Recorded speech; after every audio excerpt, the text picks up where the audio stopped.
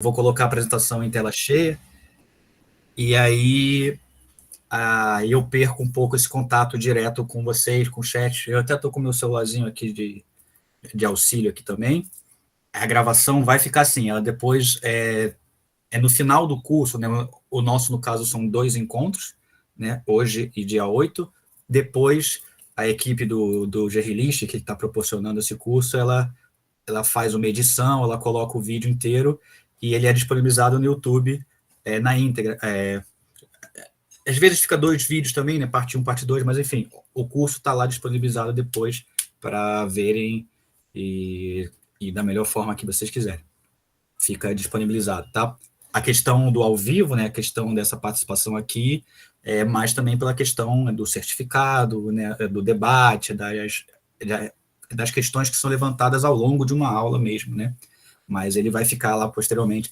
Inclusive, já fica aqui o meu convite para aqueles que não conhecem quem está proporcionando esse mini curso, né? Esse curso para nós, para o mundo acadêmico, é o grupo de estudos de História e Literatura, Gerrilist, pela PUC de Minas Gerais, tá? O nosso camarada Matheus aí que estava falando, que agora vai ter que se ausentar um pouquinho para uma reunião, ele é o coordenador desse grupo, ele é o responsável aí por justamente colocar em ação essas nossas pautas, né? É um grupo que tem muita movimentação, um grupo que tem muita produtividade, então quem tiver interesse de seguir, talvez vocês tenham inclusive visto, né, o bannerzinho do curso através das publicações do grupo ou compartilhados por outros grupos, mas quem quiser e puder também dar uma ajudinha, vai lá, curta, compartilha, né, o grupo em si, porque aparece ao longo do ano muitas atividades, né, um grupo muito ativo, tem muitos minicursos, né, inclusive esse mês mesmo de outubro tem esse meu minicurso, e já vai ter outro no final do mês, depois de novembro, e assim vai. Tem também algumas questões que a gente faz jornadas, né? No início do ano a gente teve um congresso, uma jornada de estudos de História e Literatura, né? Onde a gente teve várias, se não me engano, foram mais de 30 simpósios, né? Então foi bastante proeminente. Temos publicações, temos coisas, temos uma revista também bem interessante, um periódico também de história, História em Curso, também pela PUC, se vocês tiverem interesse também, atualmente, eu não sei até quando, acho que até esse mês, eu estou chutando, mas está com um dossiê aberto para quem trabalha com ditaduras da América Latina, se eu não me engano, alguma coisa sobre ditaduras, então tem ali os dossiês que aparecem também, e artigos livres. É interessante, inclusive, para graduandos, tá? Então fica aqui o convite para todo mundo que quiser já começar a desenvolver também artigos e produtividade. Bom, dito isso, eu me chamo André Luiz Nogueira, né? Sou professor de História, sou professor substituto de História da UFRJ, na cadeira de História Contemporânea, e sou professor também de História no ensino básico, rede privada, e sou professor de Filosofia também. Eu trabalhei ao longo da minha vida acadêmica em áreas diferentes de atuação. Eu fui migrando um pouquinho, eu não estabeleci muitas raízes. Gente, se o áudio tiver com algum problema, vocês sinalizem, tá? Eu vou tentar falar alto e mais próximo aqui, porque eu estou sem o fone. Eu já vi caminhão passando, um monte de coisa, mas acho que não está afetando tanto vocês, não. Mas, enfim, é só dar uma sinalizada que eu tento aqui manobrar. Bom, então eu fiz uma especialização em História Antiga e Medieval, depois eu fui para o mestrado para uma área de contemporânea, uma história militar, já colocando já alguns elementos de periódico, de revistas, de jornalismo, de história da imprensa, literatura, e no meu doutorado eu trabalhei a minha tese, que é justamente o que vai caminhar aí para esse nosso curso, que foi essa questão. Eu fiz o doutorado em História Comparada na UFRJ, entre o moderno e o contemporâneo, essa questão da construção do imaginário, né? Essa construção do personagem, né? Do pirata, da atividade de pirataria, como que ela foi construída e foi se enraizando num ideal comum, num senso comum, através de estereótipos que não necessariamente são da história, ou seja, são frutos aí de uma intervenção da literatura, né? São frutos de uma construção, são uma produção, principalmente da literatura no próprio século XIX em diante, mas também você já vê aí algumas coisinhas no próprio século XVIII ainda aparecendo algumas questões de literatura também que tinha essa ambiguidade entre o que é história, o que é ficção, o que é um relato jornalístico, o que é um fato. Então, isso que a gente vai trabalhar ao longo do curso, tá? Então, fica aqui o meu bem-vindo a todos, o meu obrigado por terem se inscrito, né, tudo mais, e estarem aqui disponibilizando esse horáriozinho para a gente poder conversar. Uma noite de terça-feira, aqui no Rio de Janeiro um calor absurdo, mas a gente vai, da melhor forma possível, tentar nos entender e tirar um bom proveito desse curso, tá? Qualquer dúvida, entre em contato, qualquer sugestão, qualquer coisa. Eu vou pedir para evitarem deixar a câmera aberta, mas em determinado momento, quando eu for falar para todo mundo, fiquem à vontade também para levantar a mão, abrir o microfone e tudo mais. É porque quando eu for projetar na tela, eu vou perder o contato com vocês diretamente. Mas em algum momento eu posso abrir até para a gente conversar, tá? Fora isso, eu estou aqui acompanhando o chatzinho aqui do lado, então também fiquem à vontade para perguntar, para interromper no bom sentido, para intervir, né? Sempre que quiserem, sempre que acharem necessário, tá? Então vamos à apresentação, vamos começar, eu vou falar um pouquinho dos objetivos desse curso, um pouquinho, né, da forma como ele foi pensado, e já começar a conversar com todos. Então vamos lá, compartilhar a tela aqui.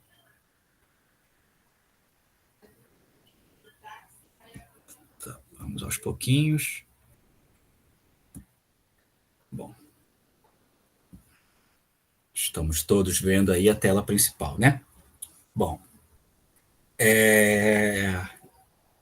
esse título, né, Homens Mortos Não Contam História, eu acho um título bem, uma frase bem emblemática, assim, é que é para justamente fazer a ponte, que é o do nosso objetivo principal. Por quê? Porque quem, na verdade, constrói uma imagem do pirata é a posteridade. Então você tem muitos poucos relatos de fato durante a atividade pirata que vêm dos próprios agentes da pirataria. Você tem muito documentação de marinha, que era obviamente uma documentação de perseguição, as leis anti-pirataria. Você tem muitas coisas falando sobre os piratas, mas pouco se tem de registro próprio daqueles que estavam ali. Então, muito do que a gente vai conhecer da pirataria vai ser posterior, vai ser uma construção, né? Vai ser aí uma amálgama aí entre relatos ficcionais, entre exageros, que a gente sabe que obviamente sempre tem, de diários também encontrados, de algumas pessoas que foram piratas e depois foram escrever livros e biografias. Então você tem uma mistura e uma interseção muito grande. Então a gente vai trabalhar isso, como que esse personagem, que é um personagem extremamente recorrente até os dias de hoje, né, nas mídias, você tem ainda muitos jogos de videogame sobre pirataria, desenho animado, história em quadrinho, mangás, né, One Piece lá no Japão, tudo mais. Você tem filmes, a franquia Piratas do Caribe foi um sucesso durante várias décadas, né?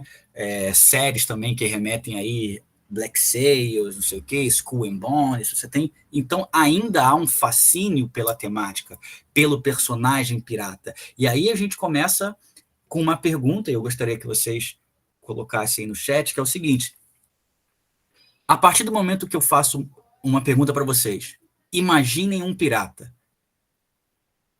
Na cabeça de vocês, de forma idealizada, por exemplo, de forma imediatista, imaginem um pirata. Quais elementos vêm à sua mente, vêm no seu consciente sobre pirata? Que pirata você imaginou? Quais características na cabeça de vocês fazem um pirata ser um pirata? Quais são esses elementos que compõem uma imagem de pirata? Tapa-olho, perna de pau, um chapeuzinho de pirata, roupa rasgada, roubar tesouro, ó, gancho, o papagaio no ombro, né? Veja que todo mundo possui uma imagem muito próxima de o que pirata é esse. Então, automaticamente, olhando aqui por alto, eu percebo que a maioria de vocês que imaginaram pirata, imaginaram um determinado tipo de pirata. Né? Esse pirata da caricatura, esse pirata da mídia, esse pirata, o Capitão Gancho, o Jack Sparrow, esse pirata construído especificamente através dessas mídias. Agora, o interessante e é o importante para a gente começar é falar que pirata não é apenas esse pirata. Esse pirata que está no nosso imaginário é um pirata, não é o pirata ou qualquer pirata. Ele é o pirata moderno. Ele é muito específico de uma região, ele é muito proeminente através de estereótipos da literatura ocidental, ou seja, é uma imagem muito específica de pirata. Quem aí tem 20 e tantos anos para cima vai associar mais proximamente o Jack Sparrow, né? Porque a gente cresceu, eu tenho mais de 30, a gente cresceu ali vendo os filmes, né? Essa associação que ficou muito famoso também, os Piratas do Caribe, o que por si só já é um erro, tá? A gente vai conversar depois, porque o termo pirata não era muito utilizado para aqueles que navegavam no mar caribenho, né? Os saqueadores caribenhos eram chamados de bucaneiros. Então, na verdade, seriam bucaneiros do Caribe. Mas isso aí não vem de filme, né? Então tem que botar o pirata, porque no senso comum, a maioria das pessoas atrela a palavra pirata a essa construção, a esse modelo que a gente acabou de ver. O gancho, o tapa-olho, isso tudo. Agora, esses signos visuais, né, esses estereótipos que a gente citou aqui por alto em um minuto, eles vieram da onde? Eles são comprovados historicamente? Todo pirata era assim? Ou teve um pirata que usava um tapa-olho e mais ninguém? Por que a gente generaliza essas simbologias como uma coisa construída naturalmente pelo pirata? Aí vem o nosso curso para a gente tentar fazer essa ponte, descobrir justamente de onde vêm essas interseções. Então, homens mortos não contam história, quem contam somos nós, né? Quem conta a história, quem aumenta a história, quem produz a história é a posteridade. Bom, então, o nosso objetivo é explorar essa imagem. Repito, sempre que eu vou falar de pirata aqui, é na questão dessa imagem, desses estereótipos, eu estou falando de um pirata específico, o pirata moderno, tá? Da era moderna, a era da colonização, século XVI, século XVII, até ali finalzinho, até meio do século XVIII, você tem essa pirataria bem característica que vocês me falaram, assim, o estereótipo do pirata, ele é muito enraizado a partir desse momento, da modernidade, tá? Então a gente vai analisar. Exatamente, era a época onde você tem ali a proeminência ali no Atlântico, a colonização, a galera chegando nas Américas. Aí quem está dominando mais os mares é a galera ali da Europa, os ingleses, os franceses, depois você tem Portugal, Espanha em ascensão, então você tem ali uma série de embarcações que são bem características. Um exemplo, o navio famoso lá do Jack Sparrow, ele é um modelo de galeão, uma nau, na verdade. Ele é espanhol, ele tem não é arquitetura que fala, uma engenharia, vamos dizer assim, ele tem um arquétipo ali que é baseado em navios produzidos pela Espanha, é um tipo de navio específico, tudo mais. Então você tem essas características aí gerais. Bom, a gente vai dividir o nosso curso então em 2 encontros, né? É um curso que poderia durar um semestre inteiro, que a gente teria bastante coisa para falar, mas a gente vai tentar sintetizar aí em 2 encontros, focando alguns elementos que eu considero bem interessantes. Só uma coisa também, galera. Vale lembrar, claro, de forma democrática, esse curso ele é aberto à comunidade, não apenas à comunidade acadêmica, mas todo mundo que é curioso, que gosta da temática. Então, eu vou tentar ser o mais sucinto possível, o mais didático possível, tá? Porque aqui tem pessoas de todos os prismas e momentos acadêmicos diferentes, graduandos, graduados, mestrandos, mestres, doutorandos, doutores, estudantes da rede básica, ensino médio. Então, assim, é algo que é para ser atrativo, é algo para ser didático. Claro, tem coisas aqui que são mais específicas, tal, de determinado momento, mais históricas, vamos dizer assim, mas a gente vai tentar também fazer um grande panorama, tá? Não é uma aula de disciplina universitária, senão a gente teria muito mais tempo para aprofundar. Infelizmente não é, claro. Então, hoje a gente vai focar no panorama histórico das atividades, né? Porque quando a gente fala de pirata moderno, a gente tem esses elementos que vocês me falaram. Mas só eles são piratas? Não. A pirataria é uma atividade que aparece na história desde ali de milênios atrás, ou seja, Antigo Egito, até antes, os feácios, fenícios, que seja, você já tem atividade marítima de contrabando, de saque, você já tem o que nós podemos caracterizar como pirataria. A partir do momento que você tem uma atividade, em determinado momento, essa atividade vai ganhar um rótulo, né, um termo. O termo pirata ele vai surgir muito tempo depois. A atividade pirata é anterior. Obviamente, algo existe antes para poder ser nomeado. Então, a atividade pirata ela aparece na história muitos séculos atrás e vai aparecer de formas diferentes. Na Grécia Antiga, em Roma Antiga, você vai ter a pirataria na Idade Média, até chegar nesse modelo de pirataria que nós nos baseamos no nosso senso comum, que é a pirataria moderna. Tá? Então, para chegar no moderno, a gente vai fazer um circuito histórico aí, tentando apontar algumas coisas que apareceram ao longo do tempo. Tá? E aí, na nossa próxima aula, a gente vai focar mais de uma forma mais ilustrativa, vamos dizer assim, os elementos de fato que compõem esses estereótipos. A perna de pau, o tapa-olho, o papagaio, e vamos tentar fazer uma análise comparativa para ver o que é de fato que tem um respaldo histórico, né, documental, que seja, arqueológico, e o que é um exagero ficcional, né? Um exemplo, eu já acabando aqui com a infância de vocês todos, esse pirata que todo mundo imagina é um pirata que nunca existiu. Tapa-olho, o gancho na mão, é um pirata literário, é isso justamente que a gente vai falar. A literatura criou essas projeções estéticas e imagéticas que vão ficar no nosso senso comum. Não é, de fato, algo da pirataria histórica, da pirataria real. Então, são elementos construídos ficcionais, tá?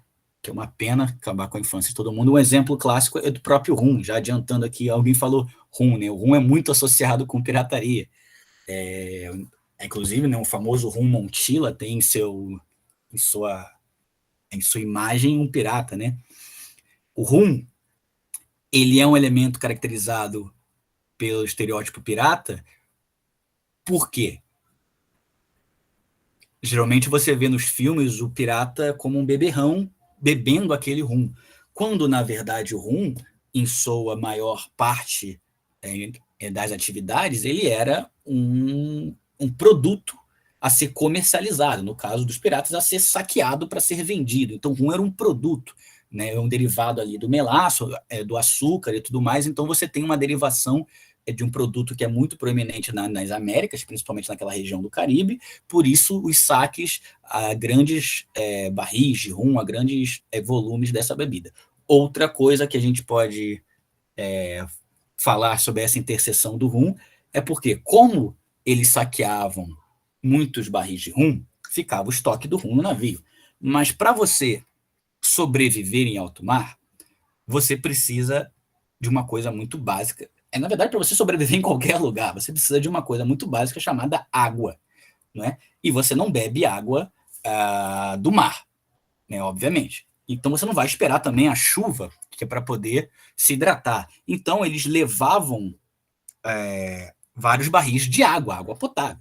Porém, água, falando de uma forma aqui simplória, a água estraga, entre aspas. Se você pega um copo d'água e deixa na tua mesa durante dias, você não vai beber depois. É porque vai acumular poeira, bactéria, ela está exposta, está aberta. Então você deixava a água em grandes barris de madeira, que tem aquela parte de cobre, de ferro. Então a água ela ia ficando imprópria para o consumo. Porém, você precisa da água para sobreviver. Então o que se fazia muito? Para dar uma vida longa à água, ou seja, para dar maior tempo de uso daquela água potável, se misturava pequenas doses de rum nos barris de água, uma forma de destilar, de limpar a água. Né? Então você misturava ali doses de álcool na água numa forma de esterilizar a água. Aí você está o dia inteiro bebendo água com dosezinha de rum. Em algum momento, meu querido, você já está, né, totalmente mais para lá do que para cá. Então, aí a fama, aí se exagera que o pirata do rum e tudo mais, a bebida dos piratas, por conta dessa sobrevivência aí necessária. Falando aqui dos piratas modernos, entre aspas, que aí nos remete, no caso, ao pirata contemporâneo, que é justamente isso que a gente ainda tem, o que só prova isso que a gente está falando, que a pirataria não é apenas o Capitão Gancho, não. O pirata ele é um personagem que existe antes, durante e ainda continua existindo. A atividade pirata é algo muito específico. O que vem na nossa cabeça é um tipo de pirata. Aí que é o nosso interesse. Por que, que esse pirata foi estereotipado? Então, quando a gente fala então dessas origens históricas da figura do pirata, a gente tem que entender justamente isso. A pirataria, ou seja, o ato, não é um conceito estático. Dependendo do momento em que você está observando, a pirataria era inclusive algo socialmente aceito. Suriel perguntou, então eles não consumiam bebida alcoólica pura com frequência? Consumiam, mas enquanto você está na atividade em alto mar, Suriel, você não pode ficar 100% bêbado, até porque tem códigos de conduta, de ética, você tem códigos piratas de circulação, até porque senão ninguém ia fazer nada. Quando você bebe o álcool? Quando você está no porto. Aí tu vai pro bar, aí você vai lá para os, né, as tabernas e tudo mais, aí você consome à vontade. Em, Ao longo da atividade em alto mar, você tem que estar bem, até para poder fazer um saque, até para poder se proteger. Então, o consumo de bebida alcoólica, ele era algo recreativo, assim como para qualquer um. Dentro dos navios, ao longo da embarcação, você tem que consumir água.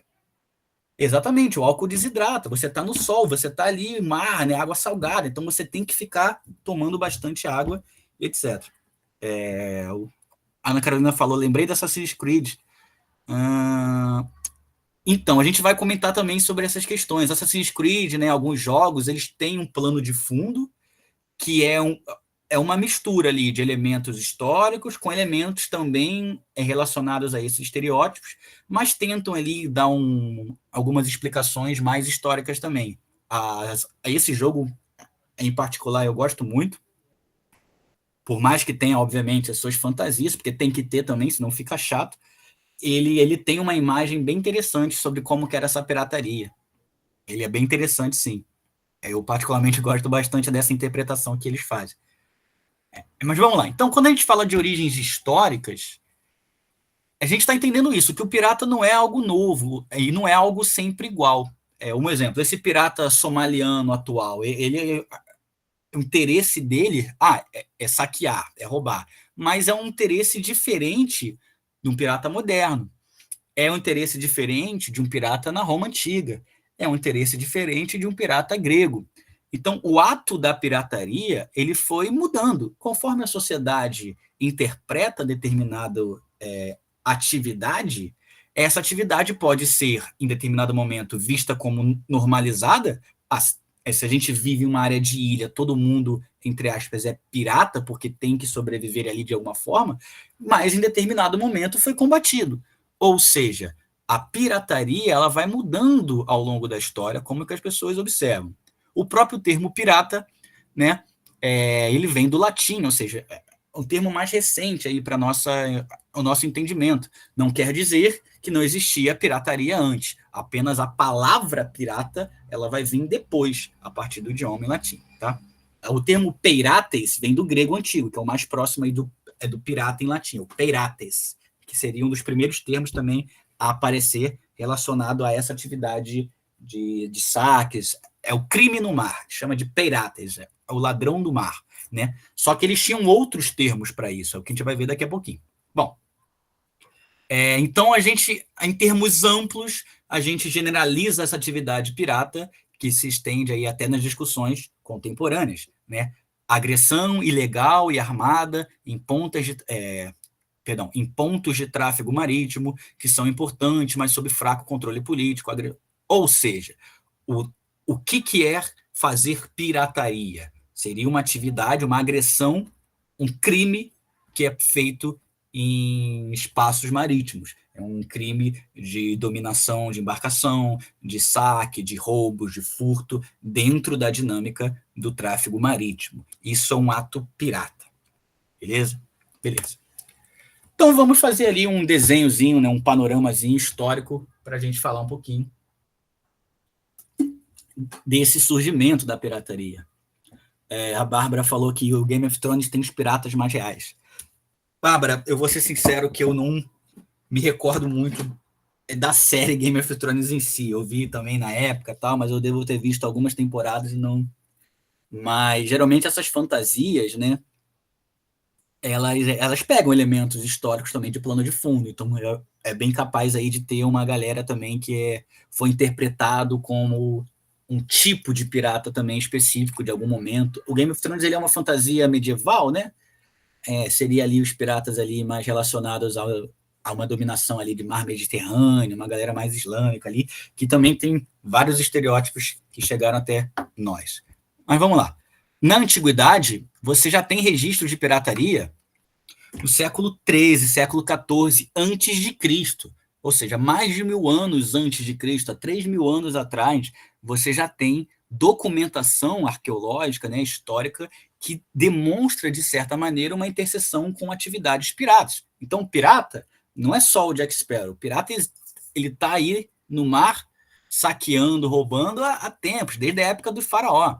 Você tem, por exemplo, um dos documentos mais interessantes que foram descobertos, é uma série de documentos nessas tábuas, né, que a gente chama de cartas de Amarna, tá? Eles são datados aí dessa época que eu falei, e eles são equivalentes a cartas mesmo, no nosso sentido de comunicação entre pessoas e tudo mais, seriam cartas diplomáticas, seriam mensagens enviadas entre os reinos daquela época. Tá? Então foi descoberto algumas, são 4 ou 5, se eu não me engano, tabuletas dessas, que as traduções ali mostram essa interseção política entre aqueles povos. Né?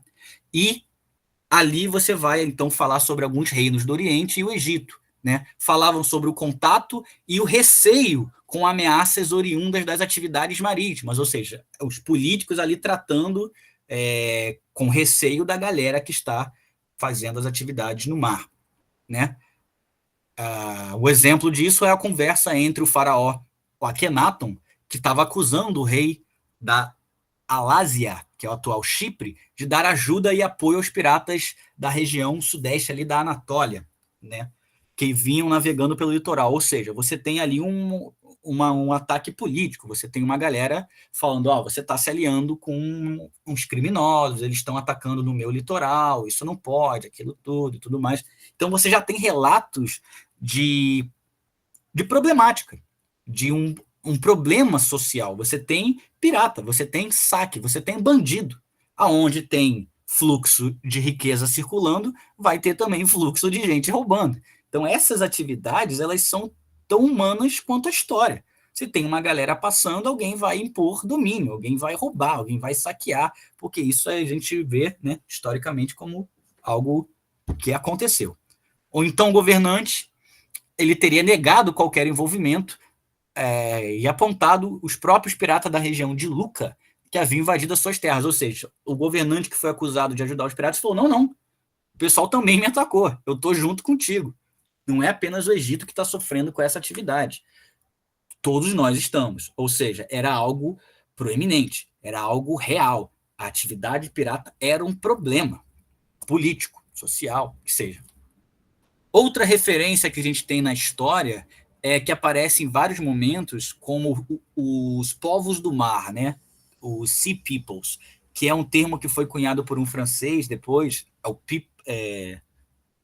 People et le Mar, alguma coisa assim em francês, que foi um termo criado por um egiptólogo, que era para justamente definir uma galera que não tinha uma pátria específica. Era uma confederação ali de várias etnias que estavam atuando no mar Mediterrâneo ali entre o século XII a.C. e que faziam uma série de saques, uma série de invasões ao litoral, uma série de incursões, uma série de invasões a portos. Então estavam sendo um problema para aquela galera ali que estavam no controle político das regiões, né? Esses povos do mar vão ser aí um dos primeiros relatos ali de que a gente pode chamar de os primeiros piratas. Deixa eu só virar a cadeira aqui, só os primeiros piratas, né? No sentido assim de aparecer um grupo que ele é totalmente identificado através disso. Os povos do mar são aquela galera que está fazendo os saques e as invasões ali pelo mar Mediterrâneo. Então, eles devastaram a região da Anatólia, né, a atual Turquia, derrubaram o império, depois foram controlados pelos os hititas, né, o povo que durante muito tempo rivalizou com o Egito e tudo mais. Esses povos do mar, eles vão ser bastante proeminentes até depois formar uma trégua através de um tratado chamado Tratado de Cádiz. O último rei de Ugarit, né, ele escreveu assim: os navios do inimigo chegaram aqui e minhas cidades foram queimadas, e eles fizeram coisas más em meu país. Assim, o país está abandonado a si mesmo. Que meu pai saiba disso. Os 7 navios do inimigo que vieram aqui nos causaram muito danos. Ou seja, já está mostrando algo que geralmente, as interpretações contemporâneas não tratam tão factivelmente. Vou ser mais didático. Quando você fala do pirata histórico, você está falando de crime. Crime, em determinadas maneiras, são brutais. Violência, saques não são apenas roubar o amiguinho e ir embora. Tem assassinatos, tinha estupros, tinha você queimar vilarejos, portos, os navios inimigos. Então, tem uma violência intrínseca ao ato da pirataria. Você está dominando um navio inimigo, um porto inimigo, que seja, você está conquistando através da violência. Então, por mais que a gente tenha atualmente, né, jogando um paralelo atual, o Assassin's Creed, as séries, né, os livros, nunca é tratado 100% essa brutalidade do pirata, né? Até porque a gente vai ver que quando chega ali essa época moderna, a própria literatura ela vai transformar a imagem do pirata em um anti-herói. O pirata ele vai gerar um fascínio, né? A ideia do o anti-herói, a ideia do sobrevivente. Todo mundo gosta do Jack Sparrow. Pô. Ele é um pirata, ele é um criminoso. Mas ele é aquele criminoso carismático. Aí você cria um plano de fundo para ele, né? Vamos falar disso. Os vikings são piratas também. São piratas também. Exatamente. Exatamente. Os vikings também eles são tidos como piratas. É claro, não em todas as suas atividades, mas eles, né, têm em determinados momentos que a parte das incursões marítimas são caracterizadas como atos de pirataria. Né? Aqui a gente vai focar mais nessa parte ocidental mesmo, viking, gregos, romanos, mas tem que ficar também bem claro, uma coisa que eu até esqueci de falar, que é o seguinte, a pirataria não é um fenômeno ocidental apenas. Também teve pirataria no Oriente, na antiga China, mongóis com navios. Né? Você tem a pirataria também muito forte no Oriente. Você tem os Zonkous, que eram os piratas japoneses antigos. Quem já jogou aquele jogo? Só fazendo um paralelo aqui, tá, galera? Um jogo que se passa no Japão, no século XIII, se eu não me engano, chamado Ghost of Tsushima. Sabe do que eu tô falando? Então, esse jogo ele é baseado ali em determinado momento, e é claro que é uma fantasia histórica, né, entre aspas, que ele é baseado ali no momento em que os mongóis estão tentando invadir o Estreito de Tsushima, que é uma localidade ali entre a Coreia e o Japão, que tem uma ilhazinha pequenininha, chamada Ilha de Tsushima. E ali você tem uma defesa japonesa, né, dos samurais. Só que esses mongóis, eles invadiram por onde? É uma ilha, é um estreito pelo mar. Então você tem muitos dessa questão, dessas atividades marítimas. O inimigo que vem do mar, o inimigo que vem saqueando. Né? Então você tem isso. É interessante no jogo porque as missões, né, você está ali na ilha e tudo mais, só que em determinado momento, para você tirar a força do inimigo, você tem que eliminar as embarcações, que são as armas mais fortes. Porque fica ali no litoral, apontando as armas, os arqueiros apontando tudo para a terra, então você eliminar os navios é uma estratégia de vitória. Porque a galera do mar é violenta. Exatamente, tem uma missão que você usa as próprias armas dele para atacar os navios, que são navios gigantescos, né? Tem essa questão do investimento marítimo, né? A gente fala de pirata, a gente está falando de épocas onde a navegação começa a ter um desenvolvimento tecnológico absurdo. Em toda época que tem navegação, vai ter investimento, obviamente, em navegação. Então, os navios, tudo aquilo, sempre foram usados também como armas, né? Aí tem a pirataria no sentido ilegal, que é a atividade do criminoso, mas quando convém ao governo, essa pirataria pode ser até institucionalizada, pode ser usado os piratas como mercenários. A gente vai ver mais para frente. Os famosos corsários na Idade Moderna, né? Que nada mais são do que uma milícia pirata. Só que a partir de agora, com autorização para ser pirata. Ué. Ou seja, quando me convém, eu uso essa força. Quando não convém, eu ataco. Eles são criminosos. Quando eu quero. Bom, então, chegamos na Grécia e Roma para falar também que, nesse momento, você vai ter uma caracterização grande e vai ser nesse momento que a primeira palavra para designar pirataria vai surgir, que é o termo grego peirates, tá? Que é derivado ali do verbo tentar, assaltar, e depois vai ser transliterado para o latim pirata. Então, esse peirates é um dos termos, é uma das etimologias principais que vai caracterizar essas atividades dentro daquilo que a gente está falando de saques, de roubo no mar. Só que os gregos também tinham outros termos para ladrão relacionado ao mar, né? O leistes, os leitos, leitor, ou seja, são termos sempre relacionados com banditismo, com saque, com criminalidade, né? Na obra do Homero, né, na Odisseia principalmente, você tem uma caracterização bem interessante que vai falar justamente sobre esse início dessa ambiguidade entre será que ser pirata é 100% ser criminoso ou quando convém é aceitável, né? Na Grécia Antiga, em determinado momento ali entre o período arcaico e o clássico, você vai ter uma naturalização da pirataria. Porque a Grécia nada mais é do que um grande arquipélago. Então você tem muitas sociedades ali que vivem de navegação, inclusive saqueando outros portos, né?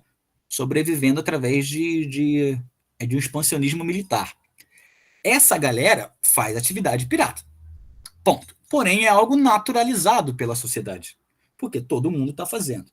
Até o momento em que determinada pessoa faz e me agride, então eu passo a combater. Não sei se vocês conhecem a obra de Homero, né, a Ilíada, a Odisseia, mas na Odisseia a gente segue a história do nosso querido Odisseu, né, Ulisses, em sua versão latim, que é um sobrevivente da Guerra de Troia, né, um sobrevivente, e que está tentando voltar para casa, para a sua ilha Ítaca. Então, ele entra no seu naviozinho e tenta voltar para casa. Fica 10 anos tentando chegar em casa porque acontecem várias intempéries, várias situações que acabam exaurindo aí as suas forças. Ele está chegando perto, acontece um problema, ele cai numa ilha, cai em outra, fica preso, fica enfeitiçado, vê ciclope, ou seja, você tem toda uma narrativa épica de retorno, de tentativa de voltar para casa, né? Por isso a Odisseia, né? Essa grande viagem e tudo mais. Na Odisseia, é muito interessante que quando o Odisseu está falando sobre os outros, sobre os feácios, por exemplo, ele fala: eles saqueiam, eles vêm aqui, eles roubam tudo, são piratas, mau caráter e tudo mais. Sendo que o próprio Odisseu, em suas ações, ele faz literalmente a mesma coisa. Vejam a ambiguidade da percepção social e da atividade. Ou seja, quando eu faço, é normal, é sobrevivência. Quando o outro faz, é crime. O ser humano tem muito isso, né? Essa hipocrisia. Até hoje a gente vê muita galera que aponta o erro dos outros na internet, etc. Mas quando é teu amigo, quando é você, você tem uma série de desculpas para dar. Ou seja, quando eu faço algo, eu não vejo dessa forma criminalizada. Porém, quando o outro me agride com aquilo, se torna uma atividade a ser perseguida. Isso a gente vê bastante. O Odisseu, em sua natureza, ele é um pirata. Ponto. Porém, ele não se denomina como tal. Ele aponta os outros como piratas. Ele não. Mas na atividade ele está fazendo a mesma coisa que todo mundo. Tá? Então, essa palavra, os leités, né, ou seja, esses ladrões, também foram encontrados nos textos da Odisseia, onde é usado para descrever os bandidos que tentam roubar os bens do Odisseu e sua tripulação. Tá? E aí você também tem a pirataria continuando até durante o momento da Roma, do Império Romano, né? A Roma Antiga. No Mar Mediterrâneo, você tem uma conflagração de povos, de navegação, tudo mais, que tem uma atividade pirata muito proeminente naquela região. Tá? O Mar Vermelho, o Mar Mediterrâneo, etc. Inclusive, tem um relato, eu esqueci até de colocar aqui, mas acho interessante. Foi o Plutarco que escreveu sobre isso. Que o Júlio César, né, o senador famoso romano Júlio César, teve um momento que ele foi sequestrado por piratas. Foi sequestrado por piratas da Anatólia, que pediram resgate de, sei lá, X. Aí que o Plutarco diz que o Júlio César começou a rir, porque eles não sabiam quem era ele. Ele falou, pô, vocês estão pedindo muito pouco, cara. Eu sou o Júlio César, pode pedir mais que eles vão pagar, fica tranquilo. Ou seja, os piratas ali, desengonçados, sequestraram alguém e não sabiam nem quem eles estavam sequestrando. Essa figura importante, política, para Roma. Então tem esse episódio aí que é colocado, inclusive, como, né, um dos maiores burrices do pirata na história. Os caras que sequestram ninguém menos do que o próprio Júlio César. Depois vão sofrer as consequências com todo o Senado romano caindo em cima deles e perseguindo e matando todo mundo, obviamente. Então, Roma, né, a parte da República e depois o iníciozinho do Império, ainda enfrentava essa ameaça. Né? Aí tem uma citação aqui. O que Roma estava enfrentando era uma ameaça muito diferente daquela representada por um inimigo convencional. Esses piratas eram um novo tipo de adversário implacável, sem governo para representar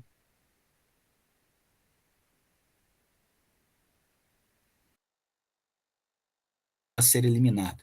Vejam, aqui já traz uma das coisas bem características do que a gente entende por pirataria. A questão de apátria, ou seja, e não estão em nome de ninguém, né?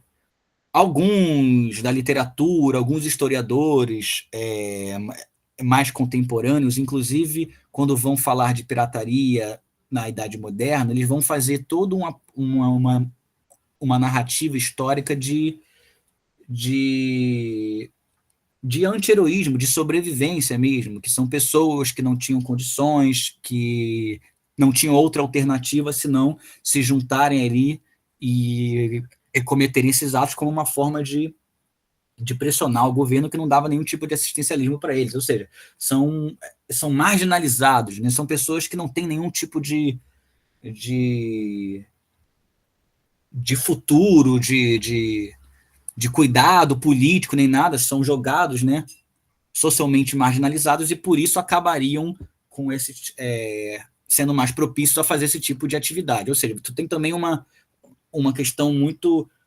social da coisa, uma análise muito social, né? Eles não têm governo para representá-los, mas será que eles não querem ter ou porque ninguém os representou? Ou seja, essa marginalização da figura do pirata vai ser uma coisa muito construída na era moderna.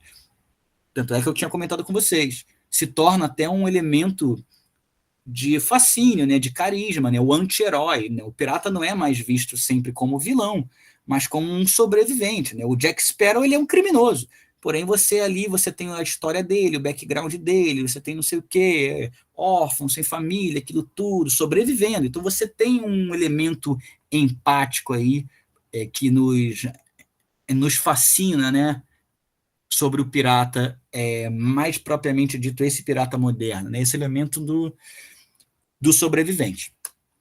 Bom, essas atividades piratas, então, já figuravam ali no imaginário da sociedade grega, romana, etc., aparecendo em hinos religiosos, né, e aos deuses.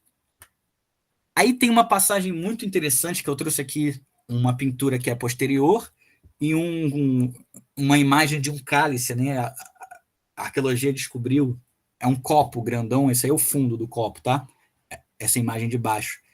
É que os dois representam a mesma mitologia, a mesma história, tá? Só que foram feitos em momentos diferentes. Que é a história que aparece escrito pelo Ovídio, na Metamorfose, que vai narrar um episódio de sequestro também, olha a coincidência, que na mitologia eles narravam o sequestro do deus Baco, que é a representação latina do deus Dionísio. Então essa historinha, ela aparece no vídeo falando o seguinte, que você tem um sequestro, né? Piratas sequestram um jovem, né, tudo mais, e dentro desse navio você tinha ali um ajudante, um assistente, um novato desses piratas, chamado de Acetes, e ele foi um tripulante que teria notado que esse cara que eles sequestraram era, na verdade, o deus Baco, ou seja, uma forma humana de um deus. E ninguém deu, cala a boca, cara, tu tá falando besteira, ninguém deu ouvidos a ele, né? Então ele sentiu que eles tinham sequestrado alguém que não era para mexer, mas os piratas lá, tudo mais, fazendo festa, porque iam cobrar, né, uma quantia, tudo mais, eles estavam sem perceber. Não botei aqui o final, infelizmente, mas eu vou falar para vocês. Aí nessa história tem um momento que esse jovem que foi sequestrado, ele está ali desacordado, ele acorda, se dá conta do que está acontecendo, ele é o deus Baco. Ele fala, acho que vocês cometeram um erro aí, é melhor me libertar para não dar problema para vocês não sabem quem vocês estão mexendo. E a galera, não, aí, pô, fica quieto, cala a boca. Aí na história mitológica, o Baco teria se libertado facilmente, teria ali com toda a sua ira e a sua fúria transformado magicamente o navio, a tripulação do navio em feras marítimas. Então os piratas começaram a sofrer danos, a um monte de coisa acontecendo, né, magia, feitiços acontecendo, e estavam pulando do mar para sobreviver, né? Você tem imagem deles pulando do navio, e conforme eles entravam na água, eles iam se transformando em criaturas, golfinhos, criaturas, tubarões, ou seja, foram transformados em criaturas marítimas. A única pessoa que foi poupada, olha só, foi o nosso amigo Acetes, né? Aquele ajudante que ficou na dele, aquele ajudante que viu ali que tinham feito besteira. Ele foi poupado, inclusive tem outras mitologias sobre o deus Baco que vai falar que o Baco tomou Acetes como ajudante. E quando foram para a Terra de novo, ele se tornou o seu ajudante pessoal, ou seja, ele salvou também um menino dessa situação de pirataria, né? Por quê? Por que eu digo salvou da pirataria? Porque outra coisa interessante sobre a pirataria antiga e até mesmo na moderna muitos dos que estavam ali, sendo piratas, obviamente não escolheram aquilo ali. Tem a galera que escolheu, que se aventurou, que foi pelo roubo, pelo saque, a galera mais da violência, né, os bandidos, enfim, em sua essência, mas tem muita gente que era obrigado a ficar no navio, porque, por exemplo, você para num porto, aí tem a galera bebendo, você espera todo mundo ficar bêbado, você pega esse cara e joga no navio e zarpa. Quando ele acordar, né, a ressaca passar, ele já está em alto mar. Agora, ou você trabalha para sobreviver, ou você morre. Então, o cara ele era forçado a trabalhar em navios. Então, ele era um pirata por livre e espontânea pressão, né? Ou seja, ele estava ali não porque ele queria. É o caso desse Acetes. Ele é ali um jovem tripulante que foi colocado numa situação de ajudante para sobreviver. Meu irmão, ou tu vai limpar o navio, ou tu vai ajudar aqui, ou tu vai morrer. Pô. Então eu vou ficar. Então eu vou trabalhar. Então tem essa questão também, né? One Piece, ele aborda no início da obra, você tem, né, o personagem ali do Kobe, né? Kobe, que ele nada mais é do que uma analogia a isso, a esse trabalhador forçado, né? Ele é um pirata de ocasião, que a gente chama. Ele não é um pirata, né, no sentido da atividade enraizada. Ele é um pirata de ocasião. Ele está ali porque ele foi pego, etc., foi escravizado e tudo mais. Sim, muitos membros eram sequestrados. Alguns meio que aceitavam o destino, porque acabou e acabavam pegando gosto pela atividade, mas você tem um trabalhador mesmo forçado. Repito, isso não é algo de todo mundo. Você tem vários navios piratas onde todo mundo quer estar ali. Então você tem até mesmo uma sociedade ali, um código de conduta, ética, tudo mais. A gente vai ver isso mais para frente quando falar de Idade Moderna. Mas nesses momentos mais anteriores, você tem a galera que era pego forçadamente para trabalhar. Você está em alto mar, não tem o que fazer. Ou você trabalha ou você morre. Então você trabalha para a sua sobrevivência. Então tem também essa questão, tá? Bom, caminhando para a Idade Média. A Idade Média você vai ter neocolapso ali. Não é tido como escravo, porque a partir do momento que eles estão nessa dinâmica da embarcação, de trabalhar para a embarcação, eles também vão ter os direitos da própria embarcação, de saque, de pilhagem, eles se tornam um membro, né? Então, meio que assim, um conformismo. Cara, ou você tá aqui ou você simplesmente vai ser jogado para fora do navio. Então é melhor você aceitar e pelo menos você trabalhar junto com a gente, né? Fazer atividade conforme a gente escolhe aqui.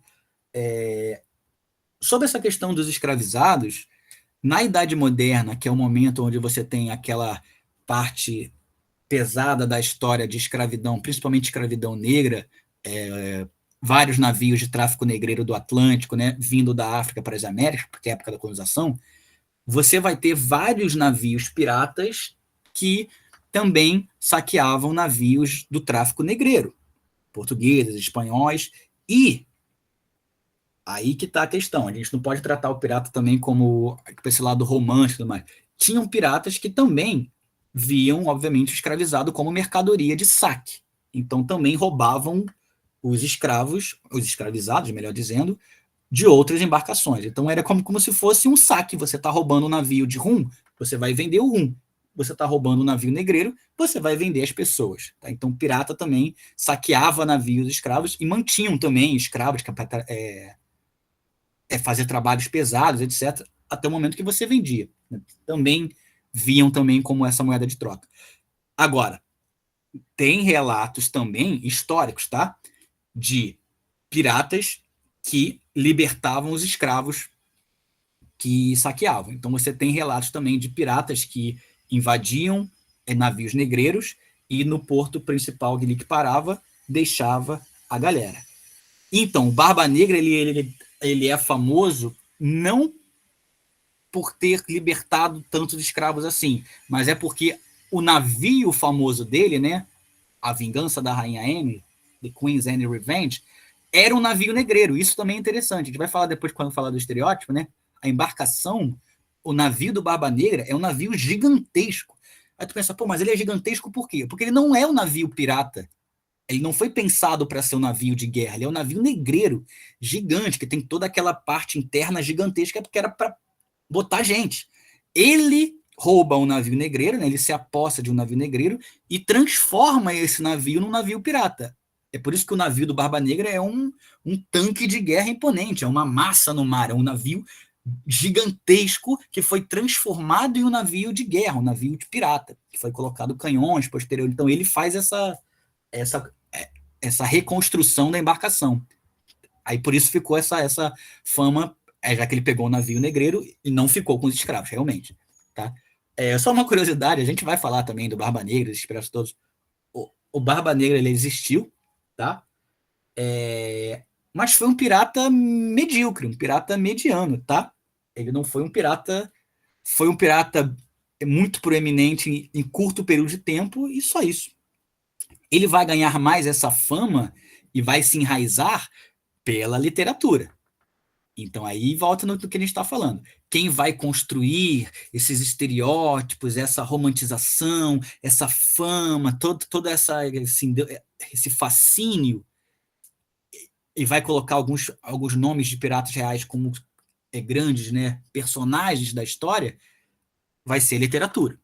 O Barba Negra ele é atuante em pirataria durante 3 anos só. Ele só atuou como pirata 2, 3 anos. Ou seja, o cara se tornou o Barba Negra em 2 anos de criminalidade, 3 anos de criminalidade. Tá? Francis Drake vai ser um corsário, vai ser antes do Barba Negra, tá? O Barba Negra ele é final do 17, início do 18, ele vai morrer, se eu não me engano, em 1717, ali no auge do que a gente chama de Era de Ouro da pirataria, e o Francis Drake ele é de 1550 e pouco, 1560 e pouco, já é século 16, é antes, os corsários. A gente vai chegar lá. Então, é só voltando aqui. Então, na pirataria da Idade Média, você vai ter também a galera. Já que o mundo está mudando, você sai ali daqueles impérios romanos, aquilo tudo, e você vai ter agora a dinâmica do feudo, dinâmica, né, mais ruralizada, aquilo tudo. Essas mudanças de atividade também vão acabar modificando o próprio cenário, principalmente, repito, no mar Mediterrâneo, que é onde você tem ali a grande conflagração de embarcações, né? Vários territórios que se juntam. Né? Você tem ali o Atlântico, você tem a Europa, você tem a África, você tem o Oriente, tudo ali meio que passa pelo mar Mediterrâneo, Mar Vermelho. Então, esses locais de interseção se tornam muito proeminentes dessas atividades. Um autor chamado Heidegger ele vai afirmar o seguinte: a história da pirataria é a transgressão de fronteiras. Né? Alguns piratas eram movidos pelo lucro, outros motivados por motivos políticos, religiosos, etc. Ou seja, você tem vários tipos de pirataria. Alguém tinha comentado sobre a questão dos vikings, né? E foi justamente nesse momento aí da Idade Média que a gente vai ter um dos famosos aí, exemplos de atividade marítima, de saque, de embarcação, que são a galera ali dos vikings, né? Essa galera ali de descendência nórdica, o norte europeu, na verdade vindo também lá do leste também europeu, parte de cima, vai ter uma determinada interseção com os eslavos em algum momento, e esses vikings vão ser muito famosos, muito proeminentes por conta da sua atividade naval, sua atividade marítima. Né? Você tem até as embarcações bem características, porque as carrancas, né, dos navios vikings eram geralmente com temáticas, obviamente, dentro da mística, dentro da religiosidade deles, né? A religião nórdica, Thor, Odin, aquilo tudo. Então você tem muito dragão, você tem muitas imagens de criaturas também, você tem muitos desses elementos visuais que a gente identifica, né, como simbólicos da cultura viking. Né? Isso também era algo que era muito... O tipo de embarcação era bem característico. Você olha um navio viking, você sabe. Alguém me citou One Piece, né? Eu gosto muito de One Piece. One Piece ele pega uma mistureba de influências sobre piratas históricos diferentes. Tem pirataria chinesa sendo representada, essa pirataria atlântica sendo representada, e você tem a pirataria nórdica sendo representada, né? Aquele personagem ali, um dos principais, né? O Shanks, a embarcação dele é um navio nórdico. É um navio diferente dos outros navios. Ele tem um navio baseado no modelo de navio viking, tá? Então o autor da obra, né, ele mescla ali influências históricas relacionadas à pirataria. Então você tem essa pirataria nórdica, né, que tradicionalmente a gente coloca nas costas dos vikings, que foram os mais proeminentes sobre isso, tá? E aí você começa a ver mais essa atividade ali a partir do século VIII, século IX, etc., que você tem uma invasão e saques em mosteiros ingleses, tá? É possível também que já houvessem piratas nórdicos no Mar Báltico, além da possibilidade de ter havido contato entre nórdicos e ingleses por venturas comerciais e com os francos, ou seja, tem ali contatos dos mais diversos modelos e formas acontecendo. Ainda na Idade Média, eu quis trazer para vocês um personagem ali famoso da pirataria, que é um camarada que ficou conhecido na história como Eustache the Monk Busquet, ou The Black Monk, né? O monge negro. Foi um cara que ele é envolto com uma série de misticismos relacionados ali ao uso de magia negra, tem um componente religioso nele, ele é um pirata, ao mesmo tempo ele cresceu num mosteiro, ele invade o mosteiro, ele defende a religiosidade, tem todo um artifício que já começa a nos mostrar, e por isso que eu trouxe ele aqui, como que as interpretações de literatura, etc., começam a criar toda uma mística em torno de alguns personagens piratas. O pirata que ele ganha esse sensacionalismo, né? O Barba Negra, né? Esses apelidos, o Monge Negro, o The Black Monk, o açougueiro de não sei o quê, o espadachim de não sei das quantas, ou seja, você tem esses apelidos para piratas específicos porque eles criam toda uma mística, toda uma simbologia, toda uma narrativa envolvendo as suas ações. E isso também começa a aparecer ali na Idade Média. O nosso foco é a Idade Moderna, porque é o pirata que a gente quer, mas algumas características desse pirata vêm da Antiguidade, depois da Idade Média, e assim só vai ganhando, né, corpo, só vai aumentando cada vez mais essas proeminências. Bom, e aí a gente chega no nosso momento aí principal, que é o pirata que nos importa. Repito o que eu falei lá do começo. Quando vocês falaram para mim sobre algumas características de pirata, gancho, perna de pau, papagaio, isso tudo, você não estava falando de pirata grego, você não estava falando de pirata fenício, feácio, viking, você está falando, sem saber, claro, você está projetando na sua cabeça um pirata muito particular, que ele aparece aqui. É o pirata da era moderna. Tanto é que a famosa era de ouro da pirataria vai ser na era moderna, tá? Século XVII, século XVIII. Então, essa forma de pirata que vai ficar enraizada no nosso consciente, que vai ser interpretado, reinterpretado em livros, a Ilha do Tesouro, né? O X que marca o tesouro no mapa, o chapéu de capitão, a disputa de canhão, enfim, o rum, aquilo tudo, as canções, exatamente. Essa cultura simbólica que você tem na cabeça como pirata vem desse momento, e apenas desse momento, tá? Então isso é importante. Nós não pensamos pirataria, nós pensamos uma pirataria. É um tipo de pirata extremamente caracterizado, que foi o pirata ali da era moderna. Por quê? Porque a literatura vai começar a construir essas imagens a partir justamente ali, século XVIII, XIX. Então esses piratas foram os que estavam aparecendo, né, esse modelo de pirataria, o que estava acontecendo naquela época. Então, tem duas citações aqui. Um do Hawking, que foi um pirata, tá? Um navegador. Richard Hawking. E o do Johnson, que eu vou falar um pouquinho sobre ele mais para frente. A citação aqui do Hawking fala o seguinte: pirata ou corsário é alguém que, em tempos de paz ou suspensão de hostilidade, pilha, rouba e tira proveito de navios vindo de países sem conflitos com o seu. Os ingleses, porém, não estavam em paz, nem se sabia de qualquer tratado assinado, decretando boas relações de amizade com a Inglaterra e Espanha. Assim sendo, estávamos em guerra. Toda guerra, por princípio, implica em assaltar navios de países inimigos. Isso, portanto, não é nem pode ser considerado um ato de pirataria.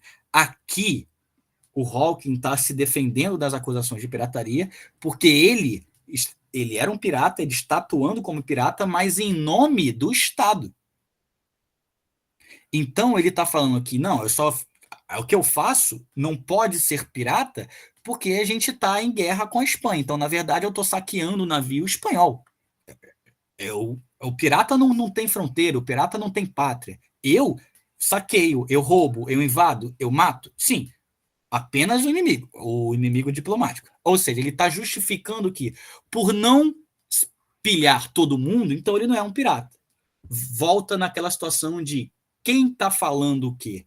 O pirata é o outro, aquele que faz algo com você. Mas quando você faz as mesmas atividades com outro país, você justifica como sobrevivência, necessidade de guerra, etc. É uma defesa, quando na verdade são as mesmas atitudes.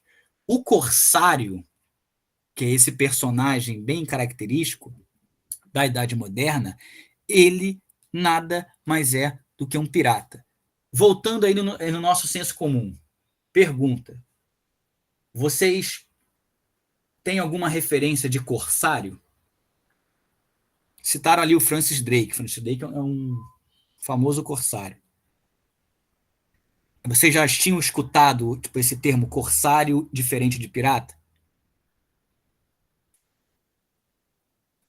O pessoal que viu o Piratas do Caribe lembra que o Barbarossa lá, o Barbosa, ele era um pirata, chegou a ser capitão do próprio Jack Sparrow e tudo mais.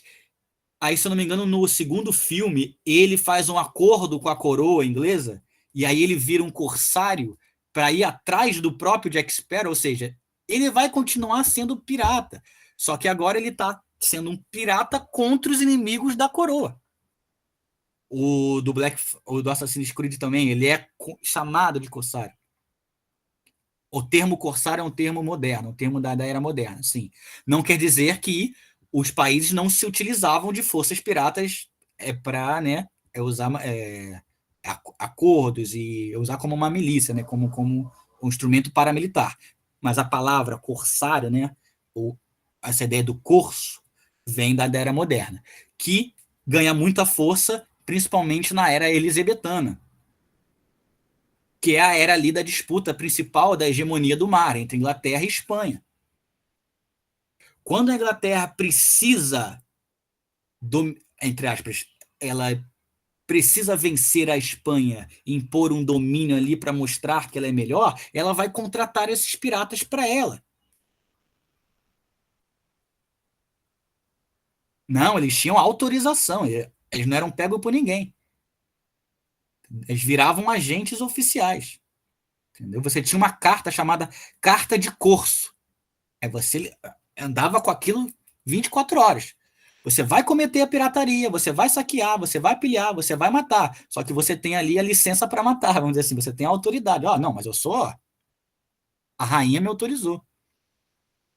Entende? Você vira um agente do governo.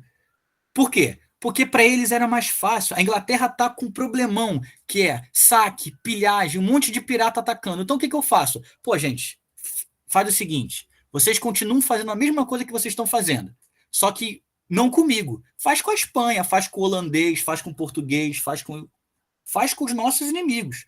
Ou seja, eu crio uma aliança para poder controlar. Alguém falou o Shichibukais, né, que também voltando lá no One Piece.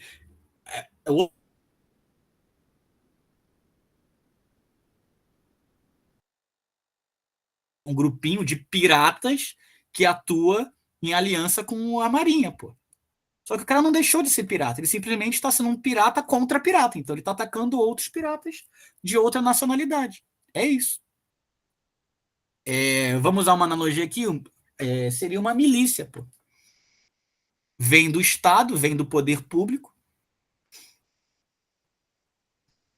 mas atuam em nome da coroa. Só que a gente vai ver depois que essa ideia inglesa, que foi muito importante para eles desenvolverem, né, a sua marinha ali, depois, quando não precisar mais deles, vão perseguir. Então, vocês estão sendo corsários enquanto eu quero.